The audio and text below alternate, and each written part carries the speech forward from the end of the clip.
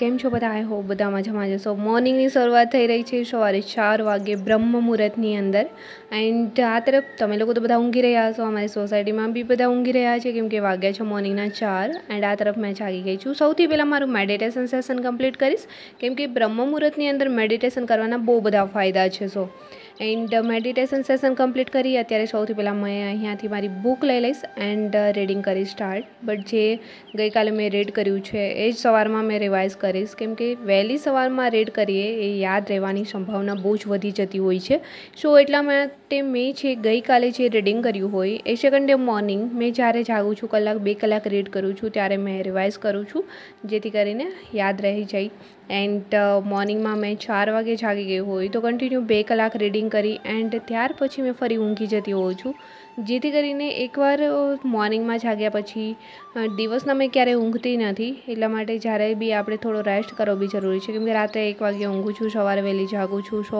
2 કલાક રીડિંગ કરી રિવાઇઝ કરી એન્ડ મેં ફરી ઊંઘી જઈશ.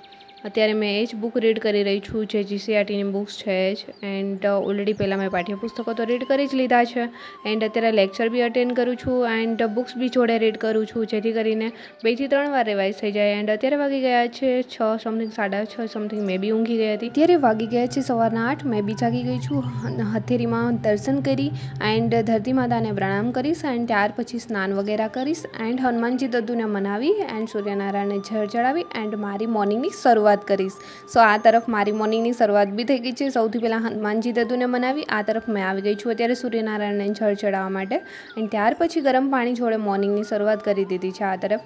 એન્ડ નાસ્તો વગેરે કરીશ રેડી જેથી કરીને નાસ્તો વગેરે બી મારું સવારમાં કમ્પ્લીટ થઈ જાય કેમ કે મને ડેઇલી નાસ્તો કરવાની આદત છે.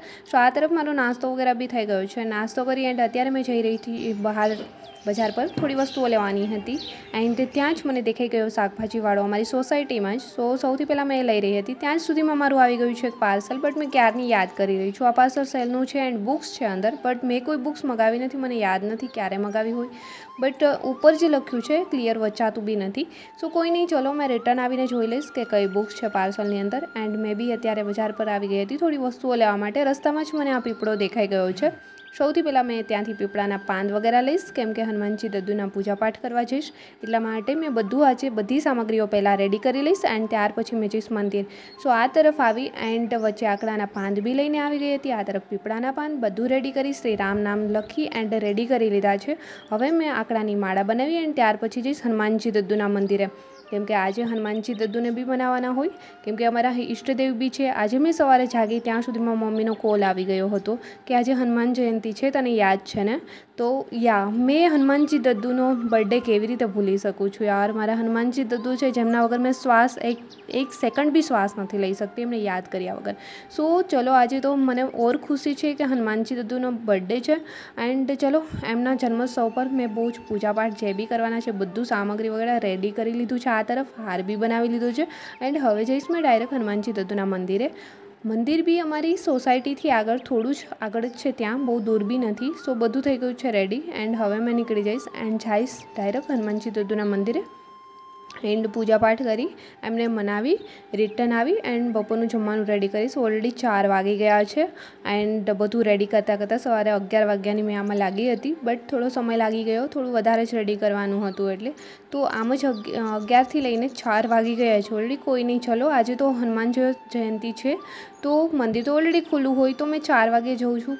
આ જ છે હનુમાનજી દદ્દુનું મંદિર અહીંયા જ અમારી સોસાયટીથી થોડું આગળ છે. પહોંચી ગઈ છું એન્ડ કોઈ અહીંયા પૂજાપાઠ બી કરી ગયા છે એન્ડ આ તરફ મેં બી મારી પૂજા ચડાવી દીધી છે એન્ડ આ અહીંયા મહાકાલેશ્વરનું મંદિર છે.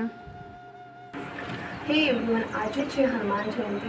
બધા લોકોને મારા તરફથી હનુમાન જયંતિની હાર્દિક શુભકામના એન્ડ જય શ્રી રામ, જય હનુમાનજી દદ્દુ.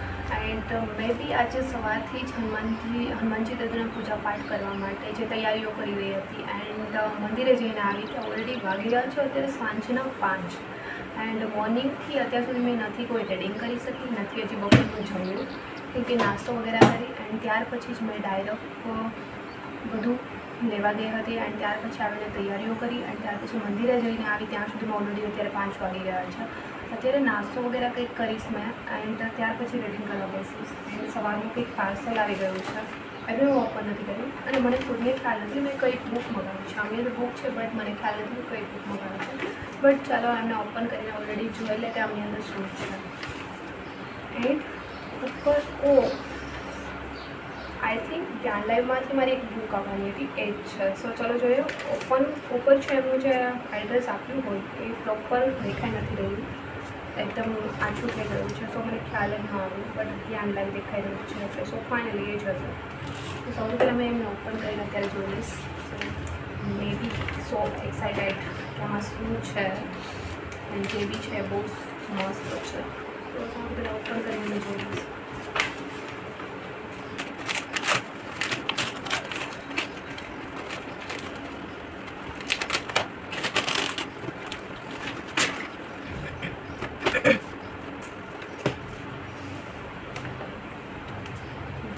ઓલરેડી મારે જે જોઈતું હોય છે આમાં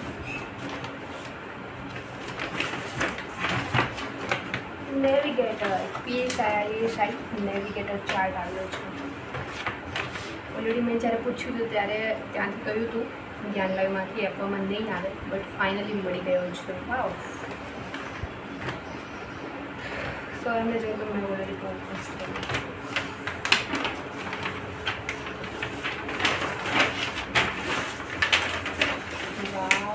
નેવિગેટર ચાર્ટ તો ઓલરેડી બહુ સુપર છે, તમે ઓલરેડી જોઈ શકો છો.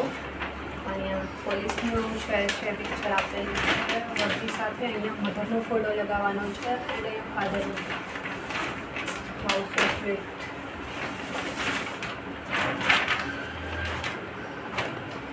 એન્ડ ત્યાર પછી ડાયરી. How sweet. ખાખી રહી જે આવવાની ધ્યાન લાગે થોડી આવી છે.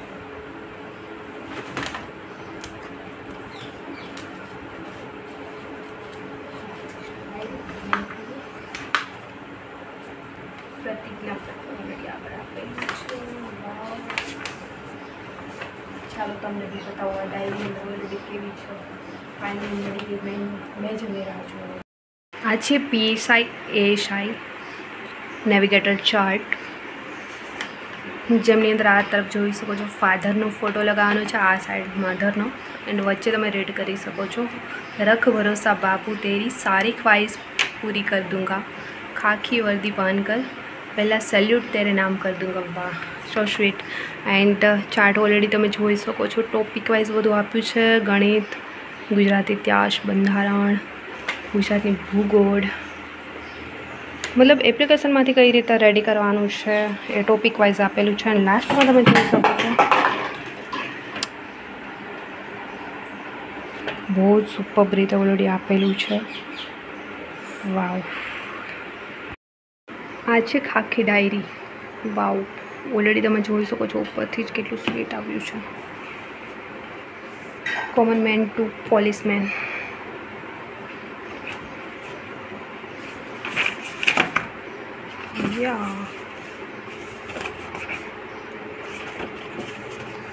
ફર્સ્ટ આપ્યું છે પ્રતિજ્ઞાપત્ર, જ્યાં ફર્સ્ટ નામ લખી એન્ડ આગળ વધવાનું છે. એક્ઝામ પેટર્ન વગેરે આપેલી છે. સિલેબસ આપ્યો છે એન્ડ અહીંયા બધા સબ્જેક્ટ વાઇઝ કઈ જે રીતે આપણે રેડી કરીએ છીએ. તો લેક્ચર રેડી કરી લીધો, લેક્ચર ભર્યો છે, પ્રેક્ટિસ કરી છે, રિવિઝન કર્યું છે, તો અહીંયા ટિક માર્ક કરવાના છે. સો મેથ્સ, રીઝનિંગ, ગુજરાત ભારત ઇતિહાસ, ભારત ગુજરાત GK, પર્યાવરણ બંધારણ, ગુજરાત ભારત વારસો અર્થશાસ્ત્ર, ગુજરાતની ભૂગોળ, ભારત ભૂગોળ વિજ્ઞાન એન્ડ ટેકનોલોજી, જાહેર વહીવટ, પૂરા જ સિલેબસનું આપેલું છે ઓલરેડી. એન્ડ ત્યાર પછી અહીંથી ફર્સ્ટ પેજ સ્ટાર્ટ થાય છે. Subject wise let's learn subject and topic and time. Test attend કરી છે તો એ માર્ક્સ આવ્યા છે, કેટલા આવ્યા છે એ લખવાનું છે. ફાઇનલી વાવ, સુપર ડાયરી ઓલરેડી બનાવેલી છે. ડેઇલીનું ડેઇલી લખવાનું છે. અહીંયા ઇમ્પોર્ટન્ટ કરંટ અફેર્સ નોટ આપેલી છે કે જે ડેઇલી કરંટ અફેરના ઇમ્પોર્ટન્ટ ટોપિક હોય એમાં એડ કરી શકે. लास्ट में जस्ट रिविजन करवानुं रहे। सारी को पूरी डायरी ऑलरेडी बनावेली छे। वाव सुपर्ब छे।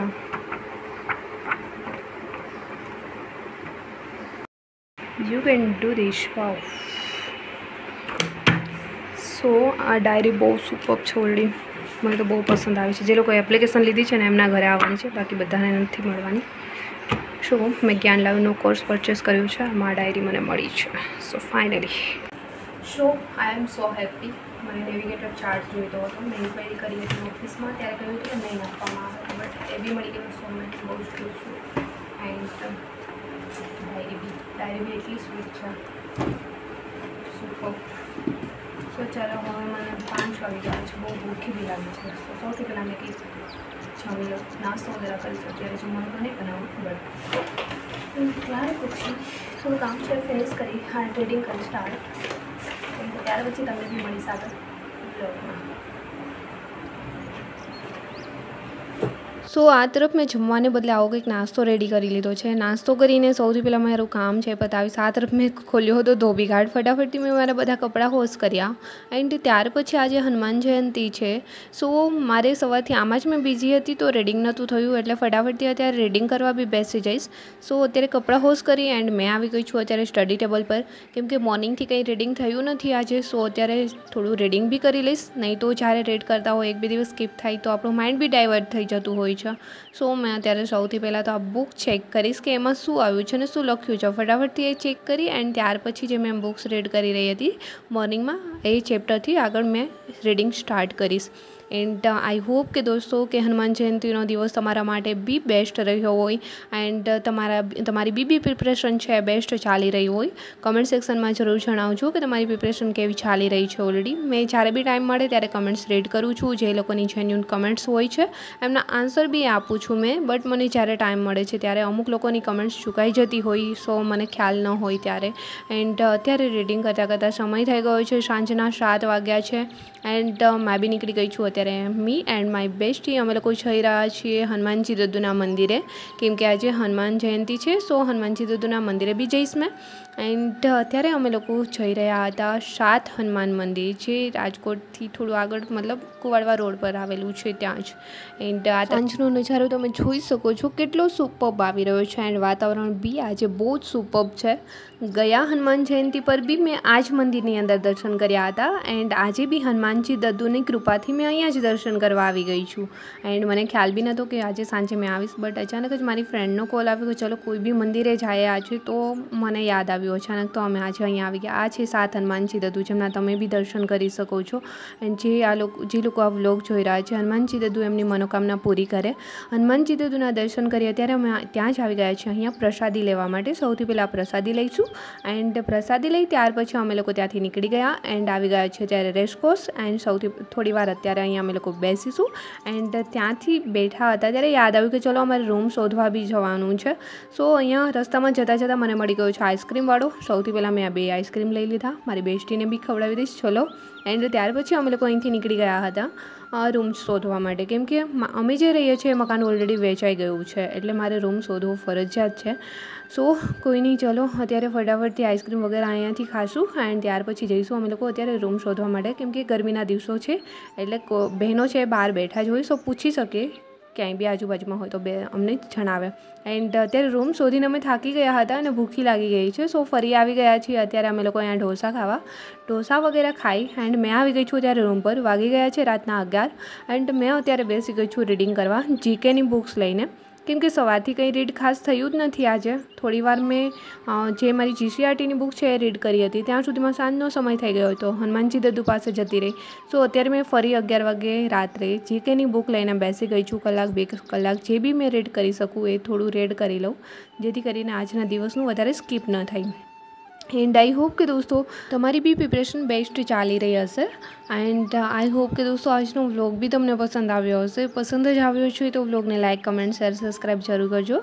એન્ડ જલ્દી મળીશું મારા એક ન્યૂ વ્લોગ સાથે। એન્ડ હા, મેં કંઈક અલગ પ્લાન બી કરી રહી છું તમારા માટે કંઈક ન્યૂ લાવું, સો ચલો નેક્સ્ટ વ્લોગમાં મળીશું। ત્યાં સુધી બધાને bye and take care and good night and sweet dreams.